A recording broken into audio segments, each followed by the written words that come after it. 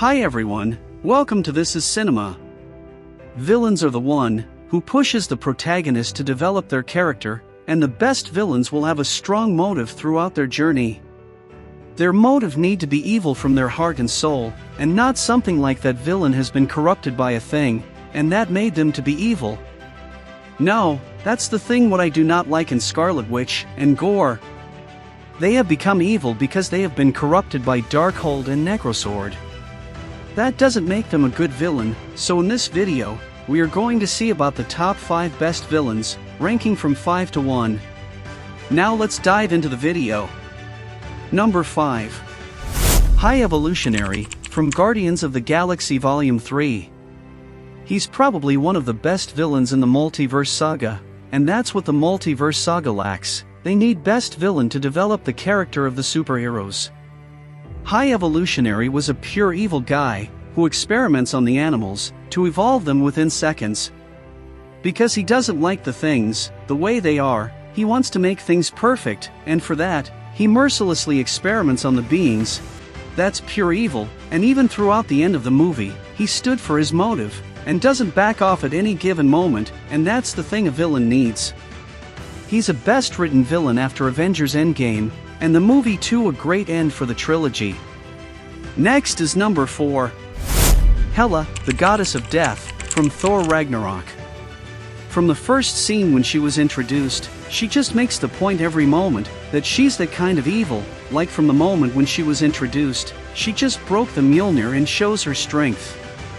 Then reaches Asgard, and kills the entire Asgardian army. Then she revealed the truth of Odin, and gave back life to her dead army with the eternal flame, and she was that powerful, that Thor's lightning blast just felt like a tickle to her.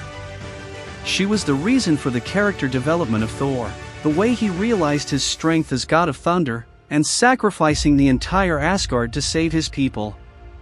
All of this came from the strong motive of Hela, and she's one of the best villains in Phase 3. Next is number 3. Killmonger from Black Panther. Killmonger is one of the best example for how the villains are made, not born. His father was killed by his own uncle, the Wakanda's King T'Chaka. He grew up alone with that grudge inside his heart, and waited for the right moment to enter Wakanda. He almost killed the Black Panther, T'Challa. If not for M'Baku, T'Challa would have died in his first fight against Killmonger.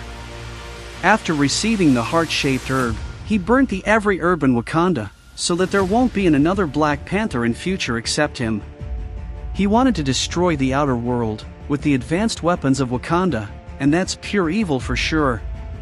Even at the time of his death, he didn't beg for any mercy, he just sat there, and waited for his death like a man. That made him a strong villain. Next is number 2. Baron Zemo, from Captain America Civil War. He is the best example how a normal guy could take over the mighty superheroes without directly having a fight with them.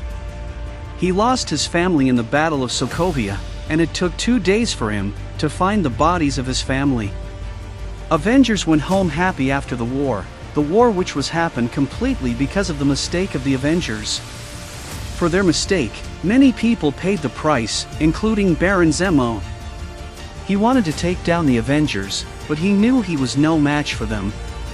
So he just made a master plan to take them down, made the 2 important heroes of the Earth, Captain America and Iron Man, to fight against one another, and because of this, the Avengers lost to Thanos in Endgame. Zemo was not a guy who was born with an evil heart. But the tragedy of his life made him to turn evil, and he killed the Wakanda's king, in the process of taking down the Avengers.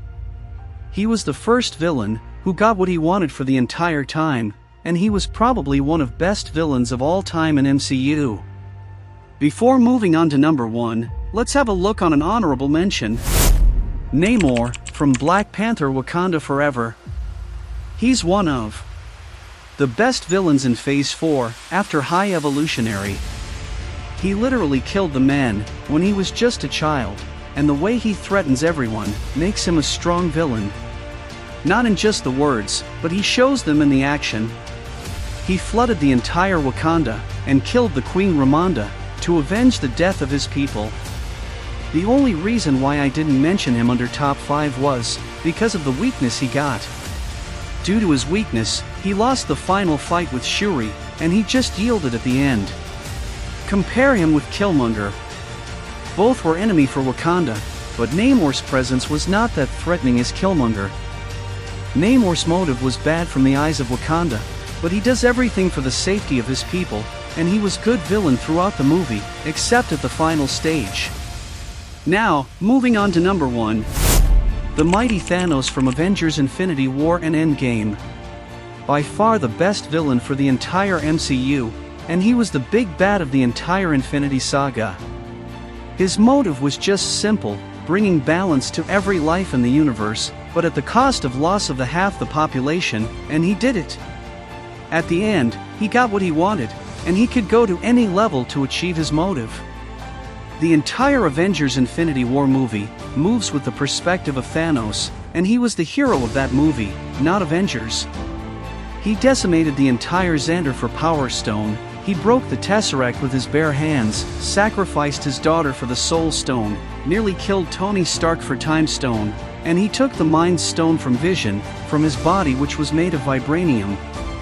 Throughout the movie he has shown his strength and presence, and even in the endgame, he single-handedly fought the every powerful Avengers, and got close to do what his future self has done already. Infinity Saga got its big bad, but Multiverse Saga is still in search of its big bad.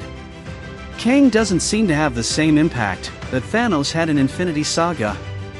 So the best villain in the history of MCU is, undoubtedly, the Thanos. And yeah, that's it.